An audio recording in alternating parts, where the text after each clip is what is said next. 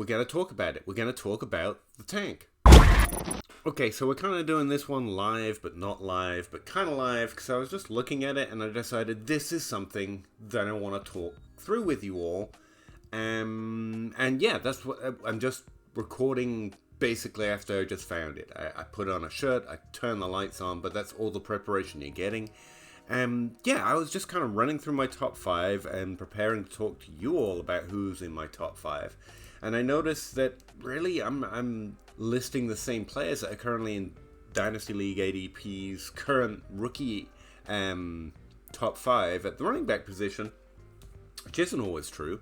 And it's Tank Bigsby. Alright, so back to my position profiler page, which is just what I've cobbled together for this year while I'm looking at individual positions, trying to come up with the ranks separate from the database, and that I make it next in the database. You can download the database and make your own, but I prefer to do it this way, filter in what I want instead of trying to sort the whole thing all the time. So that's what we're looking at, and it's filtered in by positional, by my overall model. So let's take out the 24 class and go take a look at Tank. I want to just show you some of the things that stood out to me about him. Initially, he's in my top 5 because the first thing you go looking for is a 3-down profile, solid build at the combine, so you can have expectation of draft capital, because the combine doesn't matter, but the NFL does, and the NFL pays attention to that kind of stuff.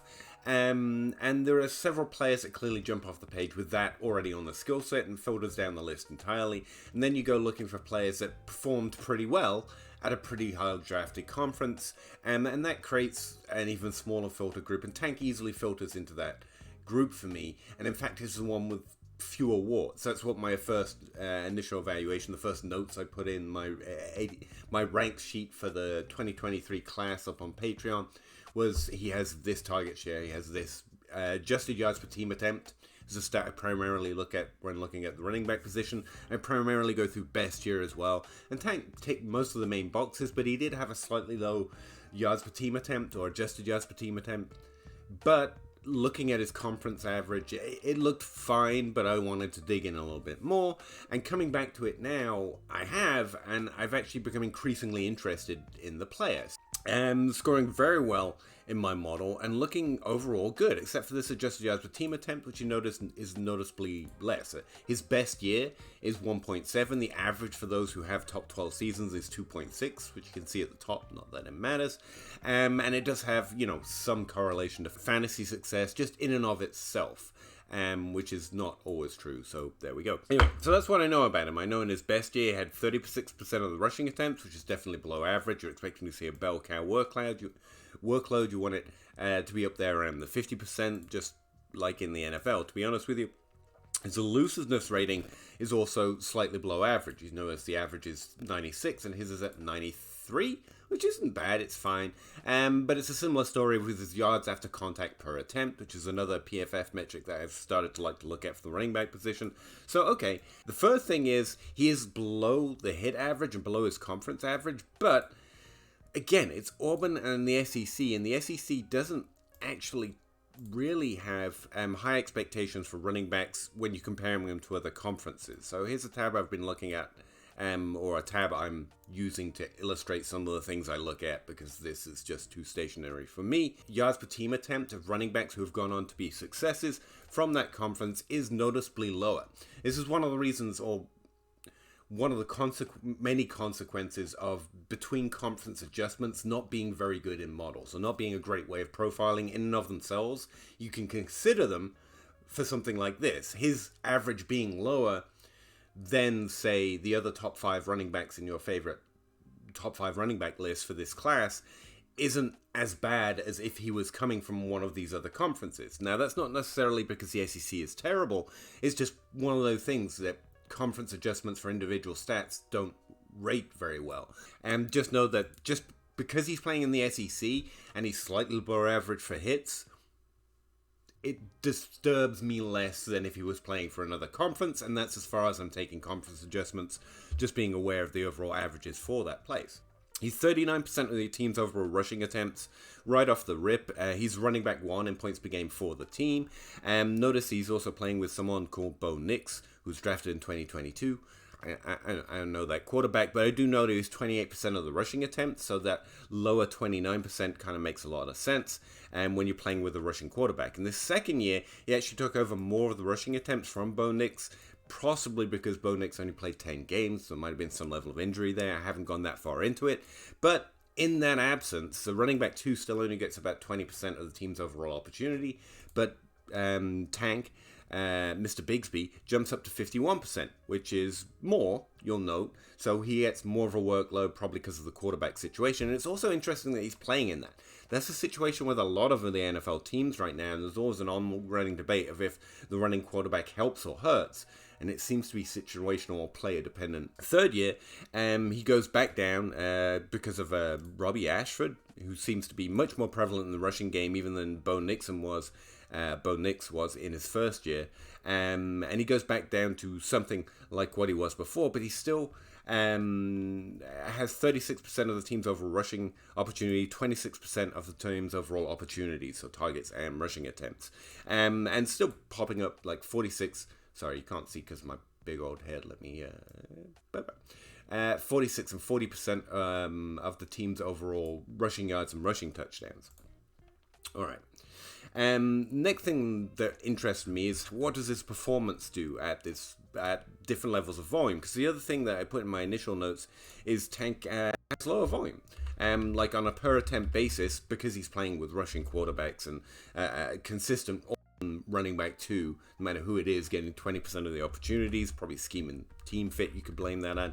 Either way, it's noticeable he doesn't have a workhorse type workload, the 20 carries per game of some of the others that are in the top 5, like Bijan Robinson or whoever else is in the top 5. Opportunities in his last 2 years, he was getting 2 or 3 targets a game plus, which is more than above average for having receiving chops. You can see even better if you just flick over to target share, and you see that in his last year, he really upped the game in terms of targets and was getting 13% of the overall opportunity. With that rushing running back quarterback getting even more of the rushing attempts, he got even more of the receiving work, which again is not terribly bad experience to have or bad to have in your resume that you can work in that type of system. Oh, I like that. It's a elusiveness rating. It's a fairly good PFF stat, so yards after contact per attempt, but let's focus over here just because this video can't be 40 minutes long. And what I noticed is this down year, that second year when he got more volume, he was less elusive, or whatever elusive rating is trying to measure.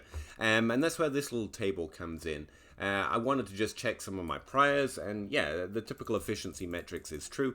The more touches you get, the less efficient you're going to be in something like elusiveness rating. This is a table measuring the average elusiveness rating of running backs with 10 rushing attempts per game, 12 rushing attempts per game, 14 rushing attempts per game or less since 2016. The next year is in those running backs' best seasons, so the one we're looking at Tank, and it's noticeable that around 14, on average, the best season is around 91% elusiveness rating, which is below what Tank was doing in that higher volume year when he was getting closer to 17.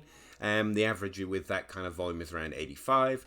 But do note it drops off the more touches you get, which is, just following typical efficiency. This last column is the average for those who went on to have good fantasy success or top 12 season or so, and you'll notice it's noticeably higher, which also tells you that the stat is somewhat worth it. They're at least grading players out that go on to do better in fantasy significantly higher than the average or just the average in their best year, not 65. So even though he's above average and closer to a best year at that volume, he's still below average of hits, and that's concerning. One down year, I'm not as concerned, because when his touches were more balanced between the receiving game and the rushing game, so when he was more of a diverse running back rather than just a rusher, his elusiveness rating kind of jumps off the chart. I think that the fact that in this more balanced workload, he's exceptional in that first and last year is interesting, especially when we consider where he's going to land or something like that. So there are some other concerns. It's not just draft capital. It's not what was just going on in his second season. It's not the fact that he seems to be, I don't know, the archetype I can think of is Lamar Jackson, Lamar Miller in Miami. When he was getting a balanced opportunity in Miami, the routine cry was give him more touches and he'll do even better, when in fact efficiency often drops off with more volume. And in fact, you're seeing a player being used efficiently. But I think Bigsby's got a 3-down skill set with lower levels of proven expectation of volume, at least at the college level. But he was playing 3 years with a quarterback who occupied at least 17% of the overall team's rushing opportunities. And we don't know where he's going to land yet, but it's not terrible to have proven to have a receiving skill set in that particular situation and to be skilled and talented at creating yards with that more balanced workload. It's also noticeable that the running back 2 in all 3 of those years was getting more opportunity than the running back 2 on most average NFL teams with significant touches. Again, not that 20 touches a game workhorse like, but with 17 and 18 and 14 touches a game, he was at 139 and still close or over 4 yards after contact per attempt. So let's learn more about that offensive line as well. But I think it's one that you don't have to squint on, you just have to look at relative to the situation he's coming from. And if he's drafted to a decent landing spot with decent draft capital, as long as you're not just looking for the players with the highest, most greenest conditional formatted numbers, I think he did really well. Maybe the best name in the class. Anyway, let me know what you think. He's gonna stay in my top 5 unless someone else shows up right now. And yeah. See you in the next video.